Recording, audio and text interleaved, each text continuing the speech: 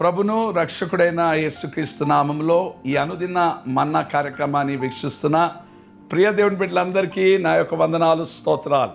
అందరు బాగున్నారా దేవుని బిడ్డలారా? ఈ దినాన దేవుడు మనకిచ్చిన ఆ వాక్యమును చదువుకుందాం.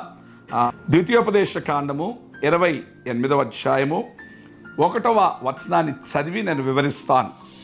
నీవు నీ దేవుడవైన యెహోవా మాట శ్రద్ధగా విని నేడు నేను నీకు ఆజ్ఞాపించుచున్న ఆయన ఆజ్ఞలన్నిటినీ అనుసరించి నడుచుకొనిన ఎడల నీ దేవుడైన యెహోవా భూమి మీద ఉన్న సమస్త జనముల కంటే నిన్ను హెచ్చించును. దేవుడికి స్తోత్రము కలుగును గాక. ఆయన మిమ్మల్ని హెచ్చించడానికి ఇష్టపడుతున్నాడు. సేవకులుగా మేము కూడా ఆశపడేది అదే. ఎప్పుడు కూడా అణిగినట్లుగా మీ జీవితాలు ఉండకుండా ప్రభులో మీరు ఘనపరచబడాలి, హెచ్చింపబడాలి. అలాగనే లోకంలో కూడా దేవుడు మీకు ఘనత ఇవ్వాలని ఆశపడుతున్నాడు. ఇవన్నీ జరగాలంటే కొన్ని షరతులు ఉంటాయి. నువ్వు హెచ్చింపబడాలంటే కొన్ని విషయాలు నేను చెప్తా. నీ దేవుడైన యెహోవా మాటను శ్రద్ధగా వినాలి. దేవుడైన మాట, యెహోవా మాట శ్రద్ధగా వినడం అంటే ఏంటిది? దేవుని వాక్యమును శ్రద్ధగా వినాలి.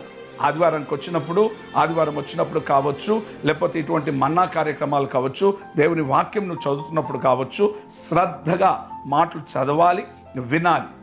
ఇప్పుడు వాక్యపు విత్తనాలు సేవకులు చల్లినప్పుడు ఆ విత్తనాలు నువ్వు రిసీవ్ చేసుకోవాలి. నీ చెవుల్లో నువ్వు రిసీవ్ చేసుకోవడం మాత్రమే కాదు, నీ పాలమనబడిన హృదయంలో దాన్ని స్టోర్ చేసుకొని ఆ విత్తనాలన్నీ కూడా ఫలించేటట్లుగా నువ్వు ప్రార్థన చేసుకొని దాని తగినట్టు నువ్వు జీవించగలిగితే నీ పొలమును, నీ పంటను నా దేవుడు దీవించబోతున్నాడు. నిశ్చయంగా ఈ మాట మాత్రమే కాదు, ఆ తర్వాత నేడు నేను నీకు ఆజ్ఞాపించిన ఆజ్ఞలన్నిటినీ అనుసరించి నడుచుకోవాలి. ఆయన ఆజ్ఞలు ఏంటిది? ఆయన ఆజ్ఞ మందిరానికి రమ్మని చెప్తాడు, సమయానికి ప్రార్థనకు లేగమని చెప్తాడు, చక్కగా వాక్యం వినమని. ఆయన ఆజ్ఞలు అనుసరించిన వారు దీవింపబడతారు, వర్ధిల్లుతారు. నిశ్చయంగా దేవుని ఆజ్ఞలను వినాలి. ఈరోజు ఎక్కడెక్కడ దేవుని ఆజ్ఞలు వింటలేవో ఈరోజు ఒకసారి సరి చేసుకో. ప్రభు నీతోనే మాట్లాడుతున్నాడు. దేవుని మాట లోబడుతున్నావా? ఉదయకాలం లెగ్గానే బైబిల్ చదువుతున్నావా? ఉదయకాలం లెగ్గానే ప్రార్థన చేస్తున్నావా? లేకపోతే లేచిన వెంటనే అలాగే వెళ్ళిపోతున్నావా? నో, ఆ రీతిగా నువ్వు చేయకూడదు. ఆయన ఆజ్ఞలు లోబడు. నేడు నేను నీకు ఆజ్ఞాపించిన ఆజ్ఞలు, దేవుడి మాట వినాలి. రెండోది, ఆయన ఆజ్ఞలను అనుసరించాలి.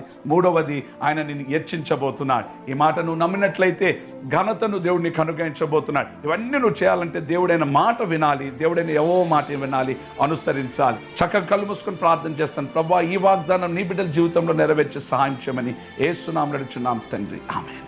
God bless you. Praise the lord.